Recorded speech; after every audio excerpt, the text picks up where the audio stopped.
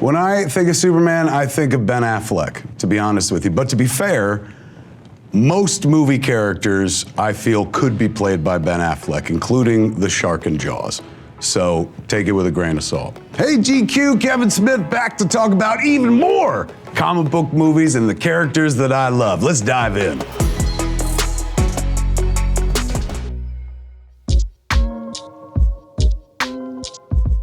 How you nail that role, in my estimation, is how you play Clark Kent. Because Clark Kent is the mask. Superman's the guy, the actual person.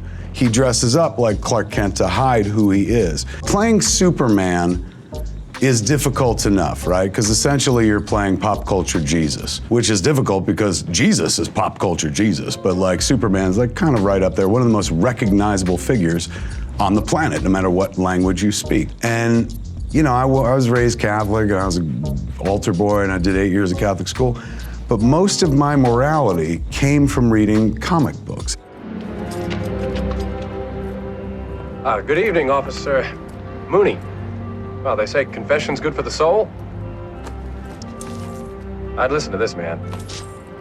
Take him away. You know, Batman, my favorite comic book character of all time, but Batman pretty selfish, right? He's like, my parents are dead and the world's gonna pay by never having that happen to anybody else. But I'm gonna beat the shit out of muggers and chain snatchers for the rest of my life. I don't know.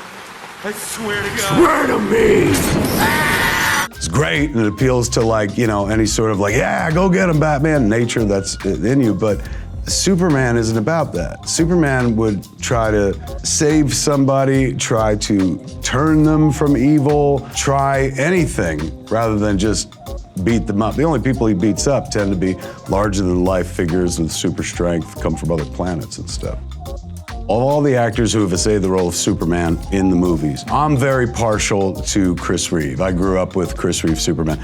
I was familiar with George Reeve Superman from black and white shows and reruns when I was a kid, but this is gonna be ironic coming from the guy who made Clerks. I didn't like black and white when I was a kid. Chris Reeve's Superman was my childhood. An amazing actor who carried both characters insanely well. And that incarnation of Superman will forever be the closest to the source material as possible because he stands for hope. Chris Reeve created a completely different Clark Kent than the one in the comics even. Come on. Clark, I think we better get out of here. I think we better do what he says, Lois. Come on. Get in here, quick. Don't do anything. It's all right. Bumbling, unsure of himself. Somebody that Lois Lane, played by Margot Kidder, would never be like, this could be Superman. She'd be like, not Clark. Clark's an idiot.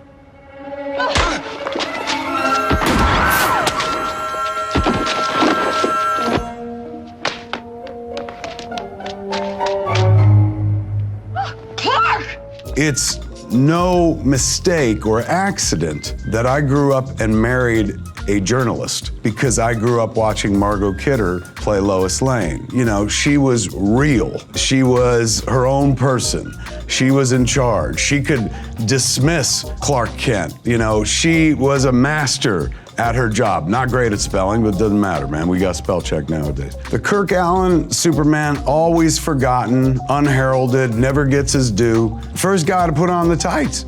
First guy to wear the S and the cape and make it work. You know, up until then, only children had put on a cape and ran around a yard. This is the first grown-ass man who's like, I'll do it. I mean, yeah, but I better get paid, but like, I'll do it. You know, he carried himself insanely well. Looks like Superman has the spit curl. The only problem is it was made at a time, 1948, where, you know, your effects are very, very limited. And Superman is all about what he can do, his abilities, you know, leap tall buildings in a single bound, that sort of thing. So they couldn't pull that off as well. But for the time, you know, you had an audience that wasn't looking for sophisticated special effects like we have today. Henry Cavill as Superman, probably, honestly, the prettiest Superman we've had. So easy to look at. And I was a big fan of Henry's stuff in The Tudors. He was Henry's best friend, his moral conscience. So I think Henry's a wonderful actor. I think he did great in the role, absolutely wonderful. You know, his Superman, really his Clark Kent, was very decidedly different than the earlier iterations of Clark Kent. You know, I love what Zack Snyder did with Man of Steel and BVS, Batman v Superman, for those not in the know. His Superman, of course, also very controversially snapped General Zod's neck,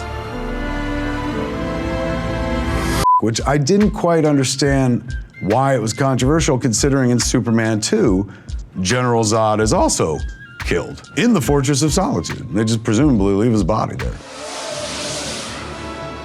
So when people were like, hey man, this ain't Superman, I'm like, I don't know, Superman was killing people in the 70s and the 80s as well.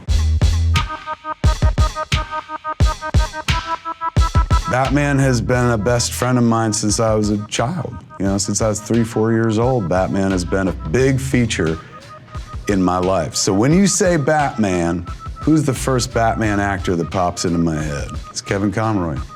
Merry Christmas, Joker.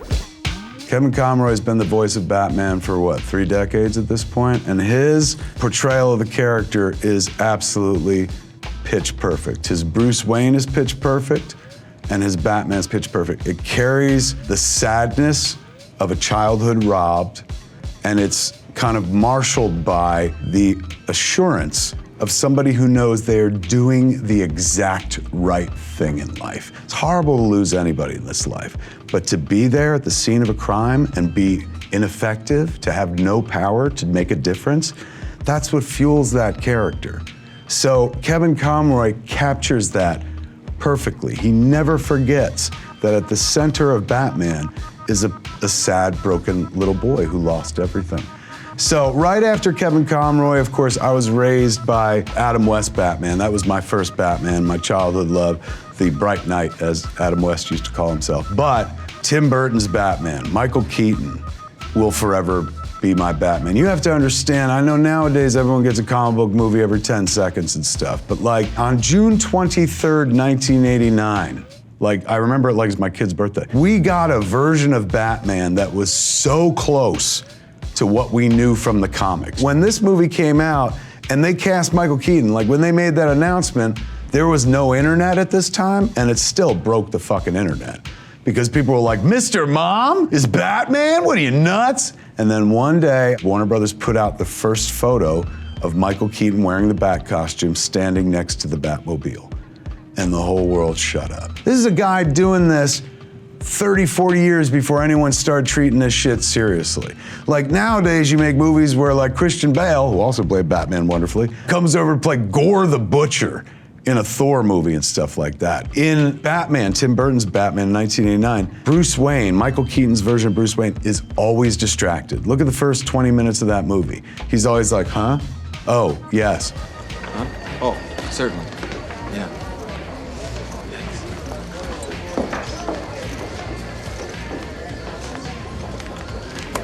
Because Bruce Wayne means nothing to him.